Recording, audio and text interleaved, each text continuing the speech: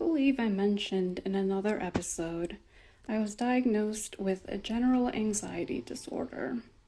It was something that I really got pretty good at managing over the years. It popped up less frequently and with less intensity. Now that I've started this series, though, it's flaring up all over again.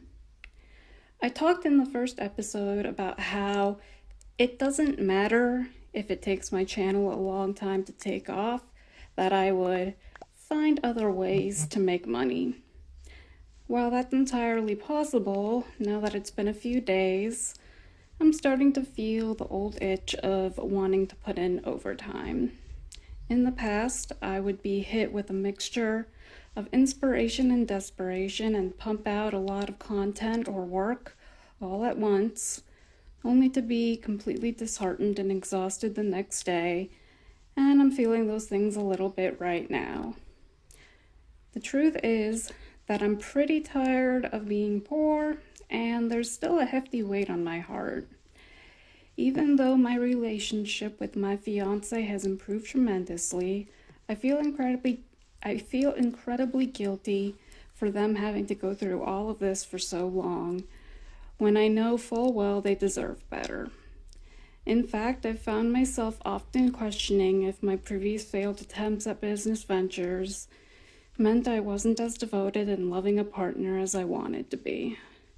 It seemed like people who had no other choice were able to pull themselves together, but I shut down instead. I don't know if I'll post this, but it feels like a good episode to have. It's realistic that I'm feeling melancholy and doubtful in my journey. I think this is a common theme that a lot of people go through, but there's a difference between them talking about it when it's in the past and being able to see it as it's happening.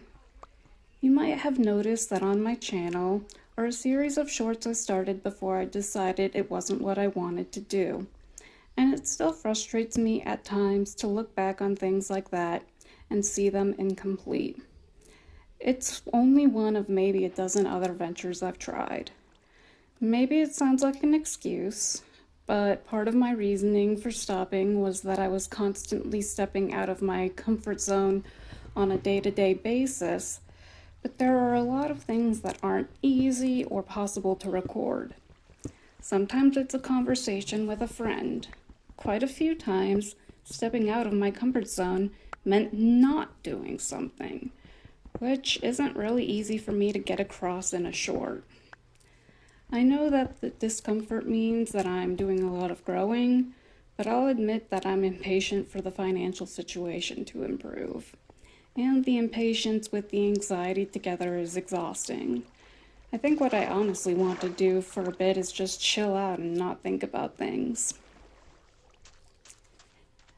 Give me a second. Got that dry mouth again.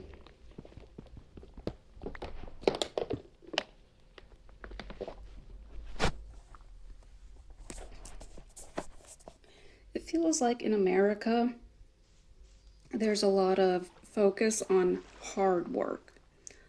Hard work is a point of pride. If you want to be rich, if you want to be fit, if you want anything that means anything in life, hard work is the price you pay. Now, I'm not a stranger to hard work. I hustled and grinded my way through college, ended up with a computer science degree, continued to hustle and grind in my work until I eventually burned out and was laid off. This, among many other experiences in my life, have shown me that hustle and grind isn't my way to success, at least not to prolonged, fulfilling success. Hard work seems to be the prescription for any area of lack in one's life. Everyone understands it, reluctantly accepts it, but no one wants to do it. Lazy feels like the ultimate insult. I've mentioned this before, but in my experience, the problem with hard work is just that. It takes sustained, continual effort of large proportions, and I think a lot of people are already driving with a quarter-full gas tank just living their lives. If you do buckle down and do it, you build a system predicated on that continual effort. Without innovation, it can't run without you. So the answer seems to be to stick it out long enough to get enough money that you don't have to do the thing anymore, except that's way harder than it sounds. It's like forcing yourself to get up at 4 a.m. every day with the hope that maybe several months or a few years down the line you'll be able to sleep in to whatever time you want. I said that playing Minecraft and writing these scripts and recording myself isn't work for me, and that's mostly true. But, as I've also discovered, attaching money to a concept can make it feel more difficult than it really is. I've struggled a lot with money in my life, so I guess part of me sort of anticipates failure, even if I logically know now that the foundation is much more solid than my previous ventures. I also think some of the anxiety swirls around the fact of a business being a long commitment. It's easier to jump to something new because the longer you stick with something, the more apparent the flaws become, and the more they rub up against you until you're about ready to jump out of your own skin to get away. And in my experience, the only way to alleviate myself of that anxiety was to drop it, to move on to something else entirely that didn't have all this baggage with it. Not having that option is exhausting in itself. While I literally have the option, I want to make this work, and calling it quits now would mean another failed project. So, I guess there's a little pride there too. But I think that's okay, that processing all these emotions and doubts is natural. Not running away from these issues means instead to face up to them once and for all. I want to feel relaxed and inspired in my work, and I think it's certainly doable. It's just not something I'm used to in the context of a business. I feel like I've been on the precipice of a breakthrough for a long time, and that's probably contributing to the impatience. I think I may have made a lot of breakthroughs, in fact. And maybe the exhaustion I feel isn't necessarily from burnout, but from continuously holding myself to such high standards. Measuring myself by those standards, by the performance of my business. I think one day this will be a really great story, and this particular episode will prove to be a great inspiration to those feeling at their lowest. I think it already is a pretty great story, and I want to make it even greater. And this isn't just for me. I'm sure there are plenty of people out there who use video games as an escape who need to know that they're all right and they're not failures. That it's natural to shy away from our dark sides and the situations that highlight them. That maybe the real world feels too difficult or boring or stagnant, and there's nothing they can do about that. It's a real rough mindset to experience and live through.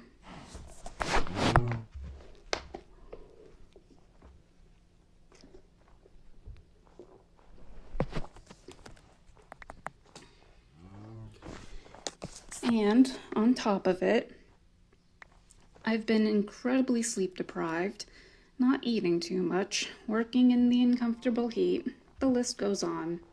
And I don't think that's uncommon for the people who are looking for change to already be facing so many challenges in their life.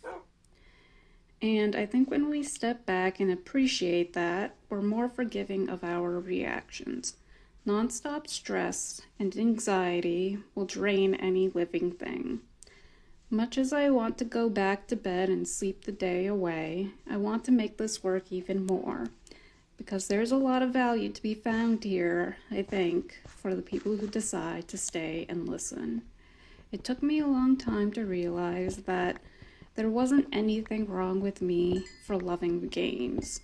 To realize that it's only natural to move towards something that helps ease the stress in your life. There's a lot of fear, I think, around people not making anything of themselves, and video games tend to be the scapegoat, even though it could just as easily be any other addiction. One thing I know is that when I finally started letting go and saying, okay, you know what? I'm just going to let myself play. The play became so much more enjoyable and inspiring. Me and my fiance have had a time working through our personal issues together, and I fully believe I was able to take advantage of my gaming mastery to provide an enriched experience for the both of us that brought us both much closer together. That's real value. Some people might even argue that that's so much better than money because money can't buy you a better relationship. Money can be the vehicle for it, but the fuel is the willingness to work together, to be forgiving, and to prioritize each other over your volatile emotions. I and my fiance were living with my friend's friends a while back, and it was really a sight for sore eyes how people with so much more money than us were actively much more miserable than us. There was constant tension, constant fighting, constant meltdowns. They had the money to take multiple cruises a year and did so in the roughly 6 to 8 months we were there, and whenever they returned home, they were utterly exhausted. From a vacation. And it's not like anything terrible happened during those vacations where something went wrong with the event itself. It's not like the cruise ship encountered a rough storm or that Disney World had an unexpected closure. The events themselves were, as far as I know, hosted with the same consistent quality you would expect of such a successful high-ticket business. For them, money kept being thrown at every problem they had in a desperate attempt to alleviate some suffering with minimal success. And now, I don't say this to put them down or to show off how much better I and my fiance are. I'll fully admit that I can be a petty and vindictive person and have wished them unwell. But more than anything, I want to highlight that they have money. It's not just vacations. One of them owns several horses. They own 3 dogs, a cat, and a rabbit. They have 3 vehicles between them, and I could go on for a while. And yet there was a heavy, tense feeling constantly in the air. All the people and animals regularly living there showed signs of bad anxiety, aside from their new puppy. And yet, despite all this wealth, they were living paycheck to paycheck. Everything from extravagant purchases to multitudes of different kinds of alcohol were used for the purposes of numbing. It goes without saying that relationships were also incredibly strained. It was, put simply, no way to live. So back to the topic of anxiety. Working through those challenges can feel like an uphill battle, and uprooting old beliefs isn't without its costs.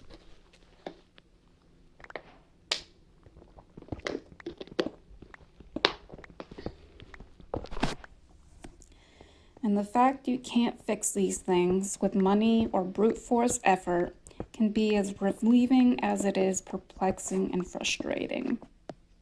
Well, again, I'm not an expert on the matter. I just have some very strong feelings around it. I have a lot of limiting beliefs to unlearn and replace, but I'm doing it one step at a time, and I've already seen some pretty remarkable changes in my life. The thing I personally want more than anything else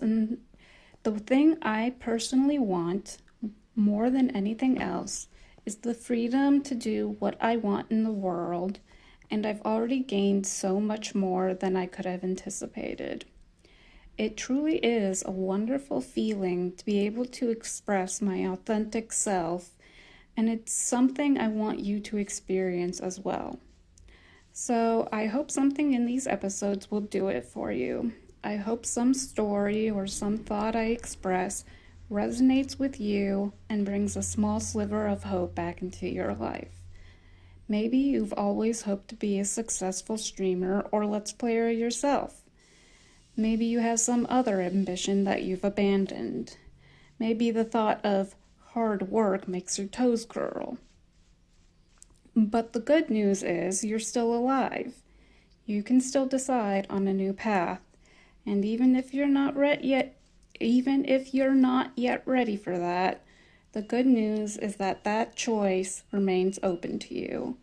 It waits for you patiently till the time you're ready to step up to the plate and show the world what you're really made of.